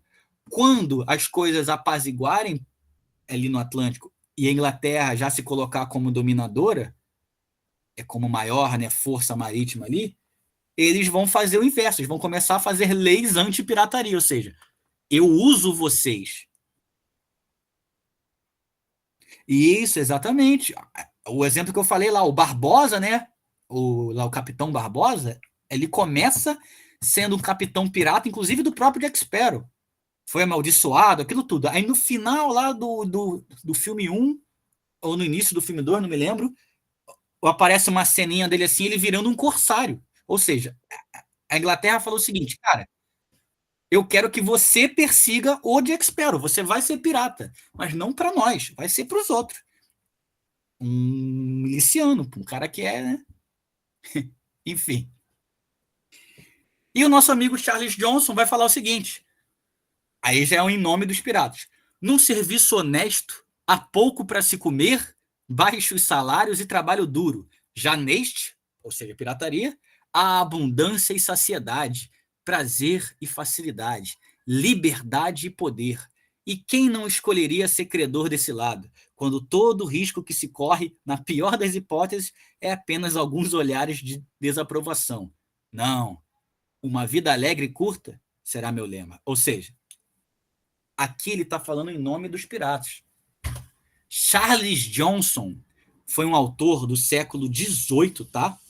Que ele escreve alguns livros usando o nome, né? Usando a grafia Capitão Charles Johnson. Não há relatos históricos dessa pessoa em alguma embarcação, de fato, esse Charles Johnson. Apenas esses livros com a assinatura de um capitão Charles Johnson. Esse camarada vai ser muito importante para chegar na literatura que a gente quer. Porque muito do que nós sabemos sobre vários personagens dessa época moderna, inclusive sobre Barba Negra, sobre Henry Morgan, sobre Capitão Kidd, William Kidd, né? Sobre até o Francis Drake, sobre, enfim, o Bartolomeu Robert, e assim vai, estão relatados como, entre aspas, históricos nesse livro, em alguns livros desse Charles Johnson. Então ele escreve, por exemplo, um livro chamado os maiores roubos e crimes de piratas famosos, não sei o que, ou seja, ele faz uma... Então, é aí que é interessante, porque aí vem a interseção entre história e literatura. Essa fonte, a gente lida ela como uma fonte literária, como se fosse um livro de ficção, entende? Mas nesse momento ainda é muito complicado. Alguém falou do Daniel Defoe. Vocês já estão avançando bastante, mas enfim, chegaremos lá. O Daniel Defoe, ele é o próprio Charles Johnson. Ou possivelmente é. Aí a gente entra num debate de narrativa que é muito interessante, que é o seguinte: algumas obras sobre pirataria do século XVIII estavam assinadas como esse capitão Charles Johnson, né? Porém, na mesma época, você tinha um jornalista inglês, um escritor inglês, que estava escrevendo também obras de fantasia, né? Aventuras, que é o famoso Daniel Defoe. Existe algumas teses, algumas pesquisas ao longo ali do século XX e até hoje em dia que traçam e tentaram comprovar, e algumas inclusive com boas hipóteses, que esse Daniel Defoe, né, esse jornalista inglês, ele criou um pseudônimo de Charles Johnson para poder dar uma carga mais histórica para os relatos dele. Ou seja, quando ele fala de pirataria, ele usa o pseudônimo de um capitão, entre aspas, pirata, Charles Johnson, ele fala em nome de um pirata falando de piratas. Quando, na verdade, o que nós aceitamos, né, nós seguimos, aí eu falo nós, é o que eu acredito que seja um pseudônimo desse jornalista. Então, o Daniel Defoe, gente, só para quem não está situado, ele vai escrever uma das obras mais famosas sobre aventura do século XVIII, que é o Robinson Crusoe. Já ouviram falar Robinson Crusoe? Então, o autor do Robinson Crusoe é esse camarada que a gente está falando, Daniel Defoe, que tinha outras obras sobre pirataria que ele assinava como Capitão Charles Johnson. Então, veja, um jornalista, sensacionalismo, mídia, ele cria uma persona para poder falar como se fosse algo mais confiável, entende? Então, essa questão da confiabilidade da fonte é muito interessante, porque a gente tem pouco relato histórico de pirata. Aí volta aquilo que eu tinha comentado. Porque os próprios piratas não escreveram. Você tem relatos da marinha sobre pirata, então vai ser um relato apenas da criminalidade, sempre vulgar, sempre algo muito, muito documental, muito, entre aspas, oficial. Só que é uma tendência ali, ele está falando em nome de uma instituição que está combatendo os caras. E você tem esses relatos, essas biografias, etc., que soam um pouco complexas. Por mais que tenham ali um aporte histórico, por exemplo, você tem também no século XVIII, uns livros, né, uma biografia, inclusive o livro mais famoso desse cara se chama Os Bucaneiros da América, que é um camarada chamado Alexander Scamelin, que ele foi um pirata, foi um médico pirata na embarcação do Henry Morgan. Aí depois ele escreve as suas memórias. Porém, até mesmo esse cara que atuou como pirata escrevendo a sua obra, a história, evidentemente, tem que ter uma metodologia para ter o pé atrás. Porque a gente não pode confiar numa fonte como histórica a partir de um relato de alguém. Porque a pessoa pode mentir, pode aumentar, pode exagerar. É por isso que existem análise de várias fontes. Então, fica complexo falar de pirataria histórica pela pouca quantidade de fontes autorais, documentação desses próprios piratas. Então, o que a gente tem, e até por isso que o que cria mais na nossa cabeça a imagem do pirata é a literatura, é essa fantasia. Porque já que tu não tem referência, você vai tomar aquilo como uma verdade. Então você tem relatos, sim, mais históricos, porém são poucos se comparado com a proeminência de relatos jornalísticos. Vale lembrar que nessa época, né, o interesse para vender livro, para ser atrativo, você vai colocar toda aquela ideia do banditismo romantizado, né? Então, até a própria literatura de viagem, ela também é um ponto de interseção interessante entre história e literatura, né? Sempre que a gente trabalha história e literatura, a gente tem que sempre tentar mediar aí essa metodologia do que a gente está falando, sempre levando em conta que relatos pessoais e tudo mais, claro, são fontes. Ninguém está falando que não é uma fonte. Agora, eles têm que ser tratadas como fontes literárias, têm que ser tratadas como relatos de viagem, tem que ter exatamente um método para ser aplicados, que é para não misturar o entendimento sobre as coisas. Então, quando você fala de pirata moderno, o que mais a gente tem é isso, Vanessa, justamente, são uma literatura de viagem, narrativas, alguém falando de algum lugar. Só que vale lembrar que, nessa época, Idade Moderna, o pessoal indo para as Américas, indo para o Oriente, indo para as Índias, você também tem uma questão etnocêntrica muito grande. Né? Você tem sempre aquela ideia do exótico, né? Você sempre narra o outro com uma diferença, uma ideia de exotismo. Então, isso também pode mascarar um relato verídico, ele pode exagerar em determinadas coisas. É por isso que é extremamente importante a gente ter o máximo de aporte de fontes que puder, para você ter você corroborar melhor a narrativa que você está construindo. Aí volta no objetivo do nosso curso. Quando eu estou falando aqui da construção da imagem do pirata, eu estou afirmando que 80% do que a gente caracteriza como pirata é uma construção justamente disso, que não há uma relação histórica factível, mas sim uma interpretação da história. Você pega um elemento histórico e exagera. Vou dar um exemplo, já adiantando algum estereótipo. A gente falou do rum. Sim, eles bebiam rum, mas não é como é retratado. É para diluir na água, para uma coisa diferente. Entendeu? Um exemplo, eu acho engraçado o exemplo do papagaio. Você pensa um pirata, você tem aquela imagem do papagaio no ombro. Você sabe vocês entendem de onde veio essa imagem do papagaio num navio pirata? Alguém tem alguma ideia do porquê disso? Por que você faz essa estética do papagaio no ombro do pirata? Exatamente, Ana Carolina. Porque quando essa galera chega nas Américas, pô, um exemplo, chega num Brasil, uma América do Sul, aqui você tem uma fauna e flora que não tem na Europa. Então, os animais exóticos também eram mercadoria. Tinha uma série de pilhagens de papagaio, de tucano, de seja lá o que for. Então, ficavam presos nos navios para ser vendido, ser comercializado.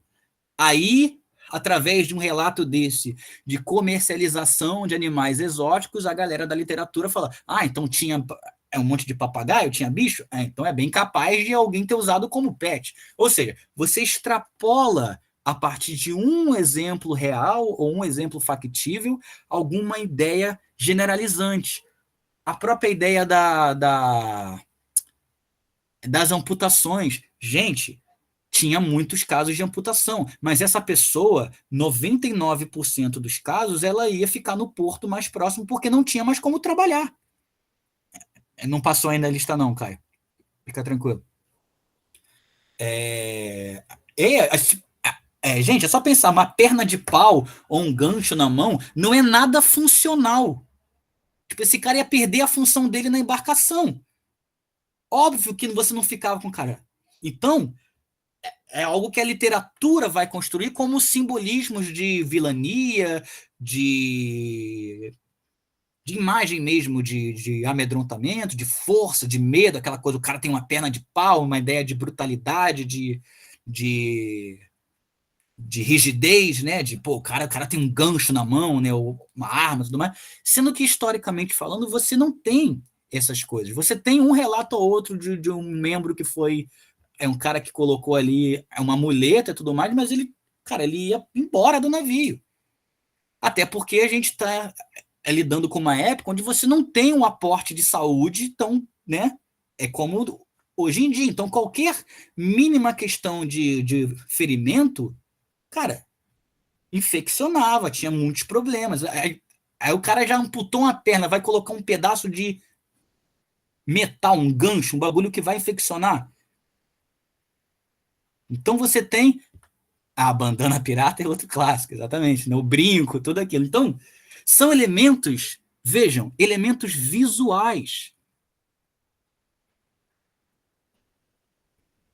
Eu não entendi a pergunta, Ana Carolina. Essa ideia dos ferimentos é proeminente de onde? Como assim? As pessoas se feriam, você, em um ataque, alguma coisa, qualquer farpa que entra na tua mão, se tu não cuidar, já era. Ainda mais naquela época. Sem um saneamento, sem uma higienização, sem um cuidado médico. É por isso que você tinha uma imagem que tem muito. Sim, era comum. A doença em alto mar, muito. Escorbuto, uma série de doenças. Falta de vitaminas. Entendeu? Não tinha antibiótico, exatamente. Então, a gente vai ver, Bárbara, que esse embasamento ele vai ganhando força quando a gente chegar no século XIX. Porque a gente vai ter um livro, já adiantando aqui, um livro que a gente vai trabalhar bastante. A Ilha do Tesouro, do Robert Louis Stevenson, vai ser um livro que vai criar no imaginário popular, no infanto-juvenil, esses elementos, muito inspirados em pequenas coisas. Um relato de que alguém contrabandeava bicho, aí eu vou usar isso como, então tinha papagaio. Um relato de que em algum momento alguém passou mancando com uma muleta de madeira na mão. Então eu vou extrapolar e vou colocar que essa muleta não era na mão, ficava presa na perna dele, a perna de pau. São extrapolações do real, né? São exageros, são simbolismos para ficar mais atrativo para uma narrativa fantasiosa, né? A própria ideia do X no mapa que, gente, pelo amor de Deus, pirata não enterrava ouro. O pirata faz o quê? Gasta, porra. Você não enterra tesouro. Você gasta o tesouro. Tem uma ou duas passagens que relatam aí que algum pirata, entre aspas, escondeu o tesouro, mas é porque ele está fugindo de alguma perseguição. Então ele parava numa ilha, entre aspas, enterrava, ele escondia e depois voltava para pegar no dia seguinte. Agora, essa ideia de você guardar o tesouro. Qual que é a função disso, praticamente? Nenhuma, pô. O cara fez uma pilhagem, milhares ali de ouro, o cara tem muito ouro, ele vai lá e vai enterrar, e vai embora. Então por que ele pilhou? Entende? Se tornam elementos atrativos para uma narrativa, uma aventura. Vamos descobrir o X do tesouro, a ideia da perseguição, do quebra-cabeça. Mas não é prático, não é realidade. Só voltando sobre a ideia das doenças, tá? É um personagem muito característico nas mídias, né? Nem tanto, vai, mas em algumas mídias aparece, né? O One Piece aparece e tal. São os médicos da tripulação. Só que era muito raro, tá? historicamente falando, era muito raro você ter essa figura médica em embarcação. Não é todo navio pirata que tinha um médico. E quando tinha este, entre aspas, médico, 99% não é um médico no sentido amplo de conhecimentos e tal. É um cara que sabe lidar com faca e ponto. Geralmente o cozinheiro, um cara que tem ali um contato ali um pouco melhor com a anatomia, que sabe de corte, sabe usar a faca, esse cara virava o médico da tripulação. Entendeu? Então você tinha ali coisas que são adaptadas. A imagem do cozinheiro é importante, a gente vai falar mais para frente, porque a alimentação é sobrevivência, gente. Tinham muitas doenças relacionadas à má alimentação, à desidratação, falta de vitaminas. Então a figura do cozinheiro é muito importante. Inclusive, em algumas embarcações, o cozinheiro tinha direito à maior parte da pilhagem, abaixo do capitão. Era capitão, o imediato e depois o cozinheiro. O próprio Ilha do Tesouro, você tem, né? A figura de um cozinheiro como ali um dos piratas principais. Sim, o cozinheiro tratando o pirata. É, porque o cara que sabe mexer com faca, ele sabe dar o corte preciso, sabe ali costurar, sabe emendar, ou seja, né, esse cara virava ali um cirurgião improvisado. Entendeu? Ou seja, mais uma coisa que foi adaptada.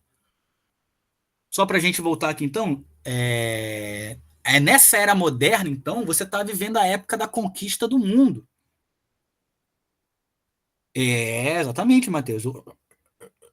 O cozinheiro não é só responsável, é só respeitado pela comida, porque ele também pode te tratar quando você ficar mal.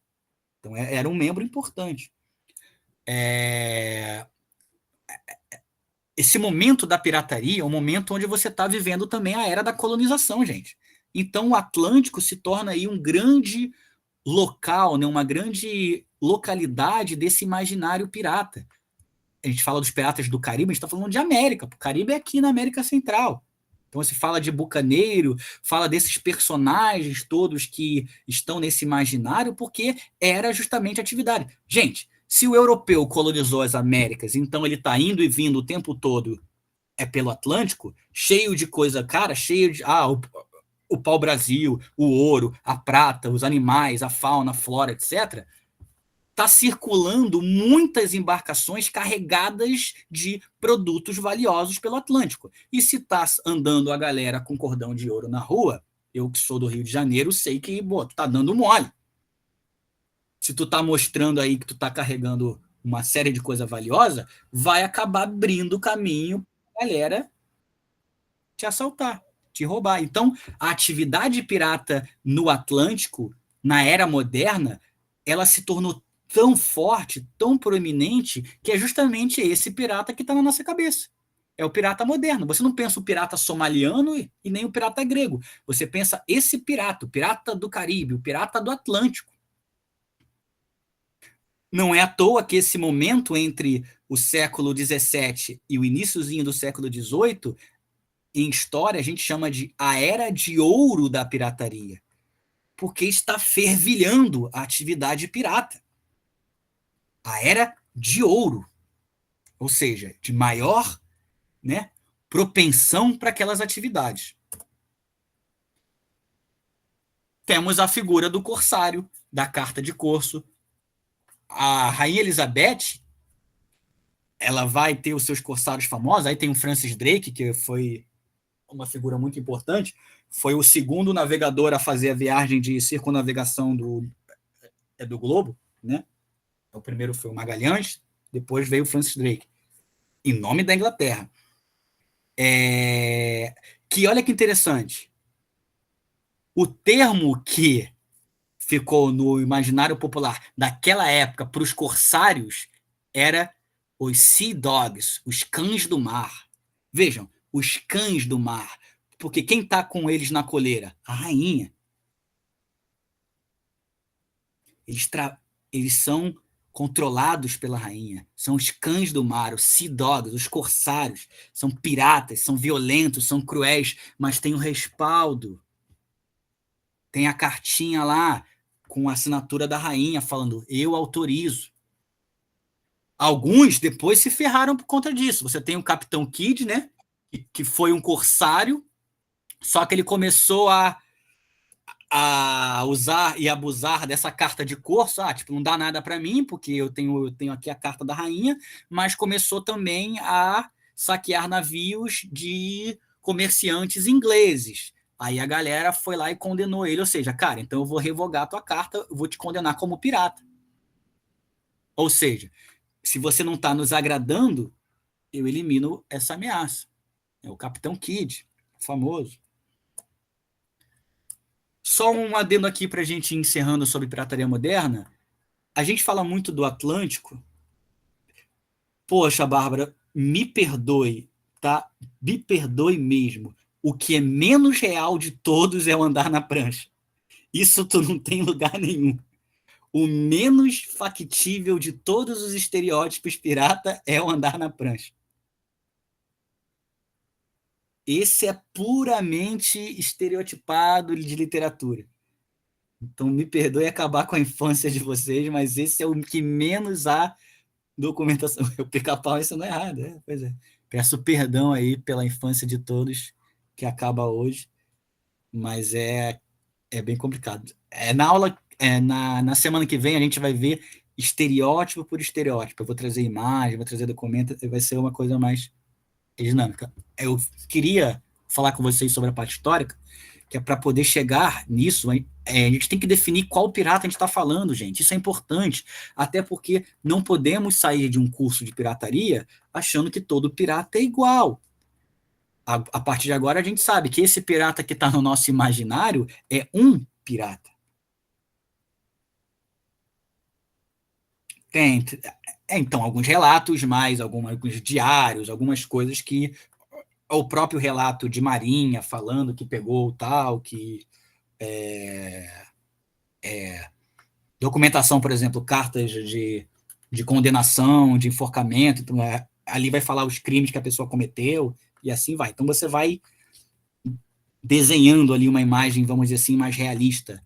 A gente vai ver, por exemplo, que muitos piratas foram famosos pela sua brutalidade, inclusive torturas. Então tinha também uma questão muito muito forte. Esses crimes não são só um pirata não é um anti-herói como a gente imagina. Ele foi criado pela literatura para ser interessante, ser atrativo, mas são criminosos, gente, tá?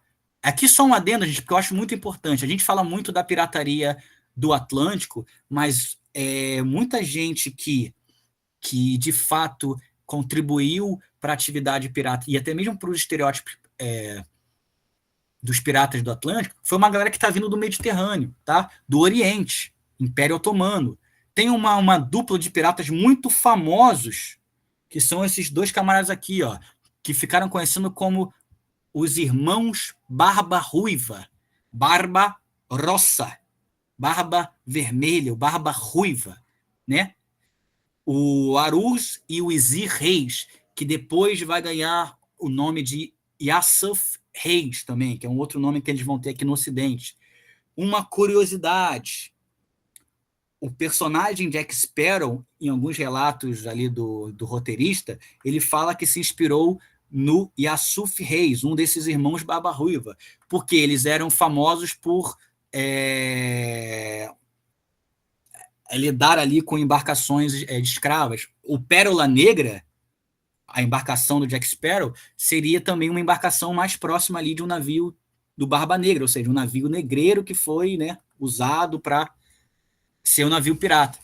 Então você tem essa imagem muito interessante e veja como o Ocidente relata sobre eles. Tudo que a gente ouve, o próprio Daniel Defoe vai escrever sobre o Barbarossa, fala sempre com uma visão muito de barbárie mesmo, a ideia do bárbaro, ou seja, ou até mesmo na pirataria, você está se diferenciando. Não, porque o pirata do Atlântico é uma coisa, porque o pirata islâmico, ele é mais assustador, ele é mais brutal, ou seja, você cria esse etnocentrismo, né?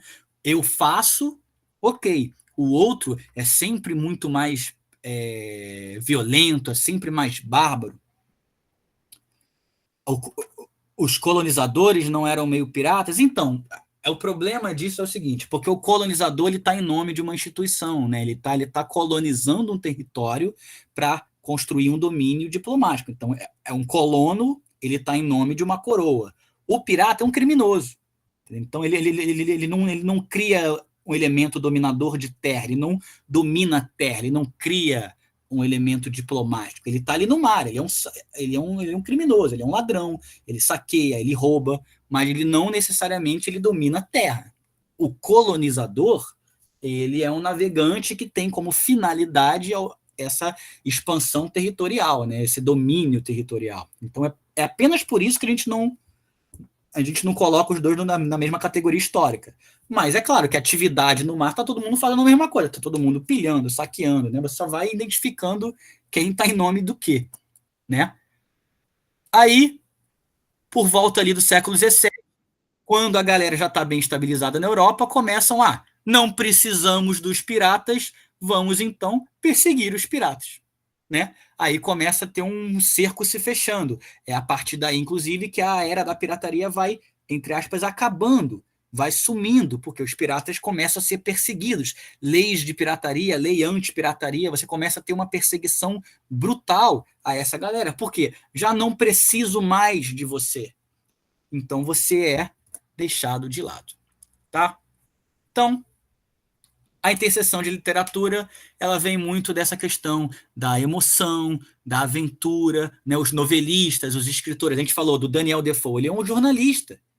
Só que em 1720 e pouco, ele está escrevendo coisas sobre pirata. Então fica complicado. Ele não está chamando de história, mas também não está chamando de ficção. Fica num limbo. Ele está narrando. É claro que tem elementos ali que ele vivenciou, então tem coisas que são históricas. Mas e o exagero? Né? E as imagens,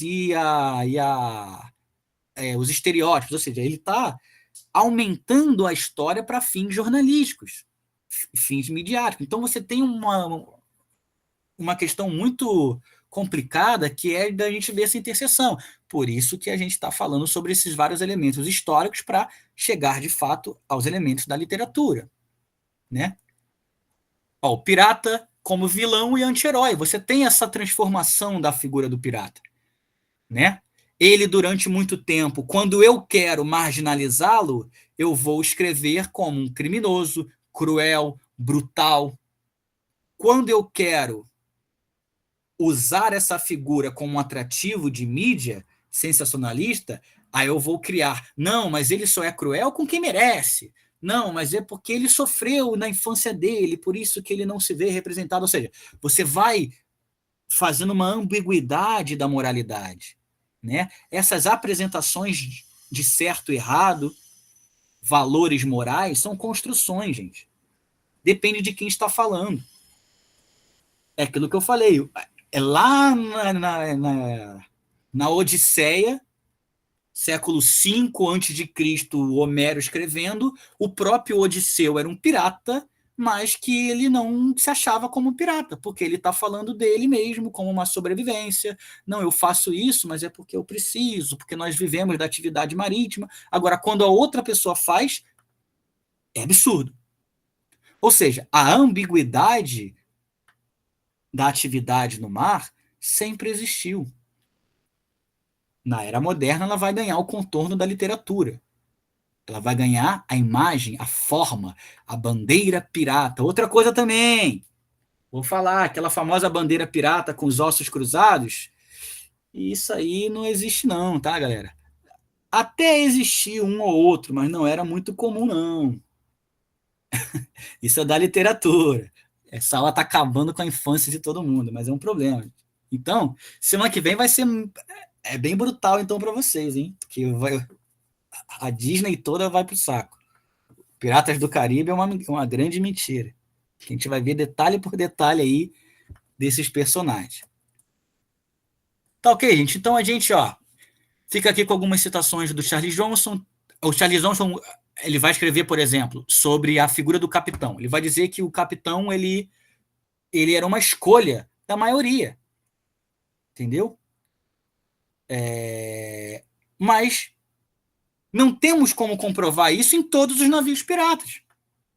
Ou seja, você pega talvez algo que tenha acontecido em um e generaliza como um fenômeno. Os corsários, que é para se proteger, inclusive, também, né? Eles usavam a bandeirinha de quem eles estão atuando. Também usavam bandeiras negras, sem nenhum desenho, que era também uma simbologia de ataque, uma simbologia de mercenarismo, né? Mas vocês tinham ali a bandeira do país que você está representando, vamos dizer assim, né? Só para evitar também problemas com alguém te atacar e você tá do mesmo lado, etc. Então, a simbologia das bandeiras é uma representação para o outro. Né? Você está demonstrando de onde você tá. É o equivalente a usar um uniforme. Né? Você está mostrando de qual exército você faz parte. Né? Isso é importante. Tá ok, galera? Então, ó, a capinha aqui do livro do Defoe, né? Ou do Charles Johnson, que seja. O autor e jornalista inglês Daniel Defoe, consciente ou não, bucaneiro, ele é o pirata que teve a sua atividade proeminente no Caribe. Por que tem esse nome bucaneiro? Porque bucanier vem de um verbo francês, que depois vai ser latinizado pelo espanhol, que é um ato específico de atividade, um tipo específico de produto, o uso do melaço, o uso da cana, ou seja, era um tipo de atividade de saque bem específico daqueles produtos que estavam circulando na América colonial do Caribe, né? A cana, o açúcar, isso tudo. Então a gente chama de bucaneiro, mas em termos de conceito é o equivalente a um pirata. Só que o termo pirata é geralmente quando você fala de uma atividade no Atlântico e no Mar Mediterrâneo. Bucaneiro é quando você está falando desse pirata, mas atuando no Caribe. Então, em linhas gerais, o termo piratas do Caribe estaria errado. Seria bucaneiro do Caribe. Mas, em termos de definição histórica, seria basicamente a mesma coisa, entende? É apenas um outro termo. Assim como eu falei que lá os gregos tinham várias palavras para pirata. Tem o pirates, que vai vingar, só que você tem os laitos, os laites, tipo, é o bandido do mar, o assaltante do mar, o saqueador do mar, ou seja, vários termos que, na verdade, falam sobre uma mesma atividade. Então, a gente só foi enxugando até ter um termo generalizante. Pirata. Só que tinha bucaneiro, tinha filbusteiro, tinha outros termos também relacionados à atividade no mar. Mas acaba generalizando tudo, que é para deixar mais fácil de compreender, pirata. Os piratas, por conta própria, como tinham os navios. Então, alguns piratas eram pequenos comerciantes que se tornavam piratas, então você tem um navio ali de comércio. Alguns piratas saqueavam outros navios, e aí você tem o seu navio também pirata, e aí alguns piratas vêm das forças armadas. Eram antigos marinheiros que a marinha institucional não estava sendo suficientemente atraente para eles, então eles desandavam, eles debandavam para a criminalidade. Ou seja, você vem de uma experiência de marinheiro, de capitão e tudo mais, e aí você acaba indo para a criminalidade. Então você só se transforma num criminoso, você se transforma num pirata. Entendeu? Então você já tem um navio ali, que foi um navio militar, e você só está usando ele para fazer crimes. Então a forma como você captava os navios eram diversos. Ou alguém está investindo em você, foi lá e comprou um navio para você, né? Em troca dos lucros, em troca de participação nos lucros, ou você já é dono de navio e você só se transformou num criminoso, e a partir daí você vai fazendo as modificações na embarcação para os seus interesses. O exemplo que eu dei do Barba Negra ele pegou um navio negreiro e o ressignificou para um navio de pirata. Tá, então a gente fica por aqui. Essa parte aqui já vai entrar em exemplos da literatura, ó, um livro chamado do Capitão Blood, que vai ter também um estereótipo pirata bem interessante. O próprio livro do Defoe, né, que fala sobre Robinson Crusoe e outros livros. Então a gente vai ver essa questão mais em nome agora da literatura. Então, gente, eu sei que ficou um pouco mais histórico essa parte da aula, mas é fundamental para a gente poder entender até para longo prazo, né, para tirar das nossas cabeças que pirata é uma coisa só. O pirata que você tem na sua cabeça é um pirata específico. Não é o que sequestrou o Júlio César, não é o grego, não é o fenício e não é o somaliano, não é. É o pirata moderno, que é essa figura caricata, carismática que a gente vai ver principalmente ganhando os contornos na Idade Moderna. Eu vou tirar aqui rapidamente, não sai ainda não, tá, gente? Que eu vou finalizar aqui. Eu tenho que aprender como é que eu finalizo. Parar a apresentação. Eu estou suando.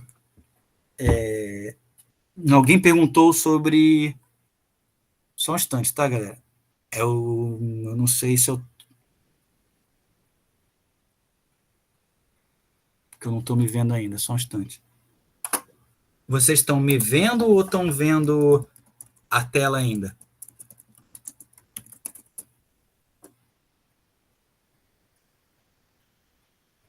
Tá. Show. Então aqui que encerrou para mim agora.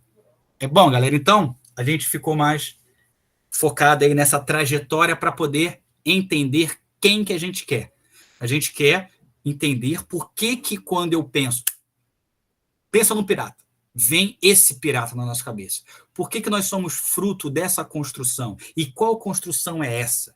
É o pirata da modernidade, a Era de Ouro, e veja como esse pirata ele ficou tão enraizado que até mesmo as interpretações posteriores de pirataria não falam do pirata histórico, falam do pirata interpretado pela literatura. Um exemplo que a gente falou aí, dos jogos de videogame, do One Piece, disso, da série, são continuações dos estereótipos. Então, até hoje, nós usamos como uma base aí de imagem, né, de imagética, que está enraizado na nossa cabeça a construção de um pirata específico, o pirata da modernidade. Deixa eu ver o chat aqui, alguém perguntou a respeito das mulheres, isso é muito interessante. Eu vou falar na próxima aula também, esse papel das mulheres, porque tem pouquíssimos relatos de mulheres atuantes na pirataria, porém não quer dizer que não tenham. Tinham mulheres, sim, atuando na pirataria. Na era moderna do Atlântico, que é essa era que mais nos interessa como estereótipos, você tem relatos históricos, tá? Sobre algumas ali. Deixa eu ver. A Anne Bonny, a Mary Read, que por consequência atuaram juntas, tá? Foram mulheres que ficaram famosas até mesmo por relatos históricos, porque tinham uma força, tinham uma atividade pirata forte. Fugiram de marinheiros, davam couro na galera do exército, tá? Ou seja, eram bem ativas em sua atividade pirata. Tinha, claro, em determinado momento, uma ideia de submissão, ou seja, elas não foram capitães propriamente dita de navios próprios, mas estavam ali como imediatas de capitão, eram sempre o braço direito de uma figura masculina, né? Essa figura de liderança masculina que estava enraizado aí, obviamente, nesse estereótipo machista, que é algo natural naquele momento, naquela época e tudo mais. Enfim, semana que vem a gente vai falar então mais sobre os estereótipos, sobre a figura de cada participação dentro de um navio, do médico, do músico. Alguns navios históricos famosos tiveram músicos no navio. O próprio Bartolomeu Robert ele tinha um apreço por música tão grande que no código de ética do navio dele estava ali escrito que a terceira pessoa mais importante da embarcação que vai ganhar primeiro os espólios, né, na divisão de ouro, vai ser o músico. Tanto que ele via essa importância do entretenimento, enfim. Então a gente vai ver como que esses elementos ali dentro de uma embarcação, como funcionava a dinâmica de um navio pirata e como que a gente interpreta nos dias de hoje, né? O andar na prancha, aquilo tudo. As músicas do Black Flag são diferentes, são o que a gente chama de cantigas, são parte cultural, de motivações ali, mas eu tô falando, músico de fato, a galera que era que tinha a função do navio tocar música, o lado musical, entendeu? Era uma função específica. Agora, dentro de uma atividade ali rotineira, tinha muitas músicas, tinha muita cantiga, que era uma forma, inclusive, lúdica de passar o tempo e tudo mais, né? Isso realmente tinha.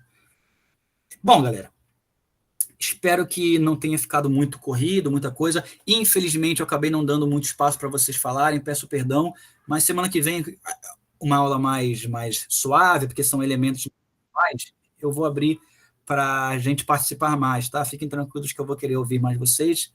Muita gente falou, conversou, inclusive, agradeço a participação de todos, mas na próxima aula a gente finaliza com algo mais democrático. Eu até abro para vocês falarem, serem vistos, abrir microfone, abrir câmera, para a gente ter uma troca, né?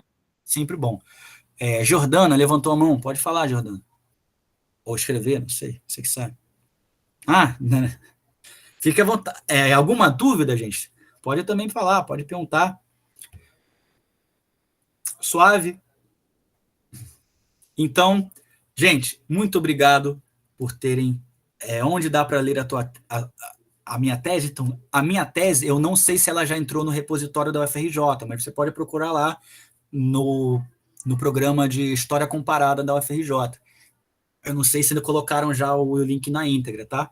Mas vocês podem aí ver aí as coisas que a gente produziu, né? Depois, se quiserem também, se tiverem interesse, vocês podem também, no final do curso, fiquem à vontade para entrar em contato pelas minhas redes sociais, se tiver alguma dúvida. Se alguém estiver pesquisando isso, quiser ajuda com bibliografia, com fonte, tá? Eu fico aqui, eu me abro essa possibilidade de estar ajudando aí quem quiser, porque eu acho que é um tema interessante, é um tema que tem muita coisa a ser explorada ainda. Então, quem tiver aí compartilhando o mesmo interesse de pesquisa, fique à vontade, tá?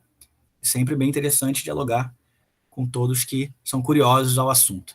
Gente, muito obrigado mais uma vez. Agradeço aqui em nome do GRList, grupos de estudo de História e Literatura. Sigam a gente nas redes sociais, tá? Tem outros cursos gravados lá na íntegra, muito interessantes, tá? Muita coisa boa no YouTube, tem um Instagram também. E na terça-feira que vem a gente faz o nosso último encontro de uma maneira mais lúdica. Eu achei necessário fazer essa parte mais expositiva, porque a gente precisa tirar da cabeça de vocês esses elementos de que o pirata é uma coisa só. Então, o pirata moderno é o que a gente quer, mas a atividade existe há tempos, como a gente falou. Tá? Então, filmes menos fantasiosos? Difícil, Matheus. É difícil, mas tem alguns que tendem a ser... porque, como eu estava falando, é muito difícil você ter uma interpretação realista de uma mídia, porque você não pode visualizar determinadas coisas. Um exemplo, os filmes de Segunda Guerra Mundial. Por mais realista que seja, nunca vai ser realista como uma guerra é, porque a destruição, a brutalidade, ela vai sempre se perder quando você transpõe para outra mídia, entende? Então, por mais realista que algo seja, nunca vai ser de fato nem perto do que é uma situação real histórica. Então é muito complicado ter. Ainda mais quando você fala de uma época, por exemplo, a pirataria. Porque os filmes, é aquilo que eu falei, eles geralmente estão interpretando a interpretação. Então eles estão narrando algo que eles tiram dos livros, da literatura, não de fato da história. Entendeu? Então ele já é uma releitura da releitura, entende? Então vai se perdendo, vai ficando mais brando, tá? Bom, galera, muito obrigado a todos, tá? Exatamente, a tradução da tradução. Você vai interpretando aquilo que já foi modificado, tá? Muito obrigado para todos que ficaram até aqui. Um bom fim de noite para todos, uma boa semana, tá? Mais uma vez, em nome do GRList, agradeço a participação de todos, né? Espero vocês semana que vem para a gente finalizar esse cursinho. É um cursinho simples, tranquilo, 2 aulinhas, mas eu acho que nos elucida algumas coisas aí que estão no nosso senso comum de uma maneira interessante. Bom, agradeço. Muito obrigado. Boa noite, tá? A aula gravada, ela fica gravada só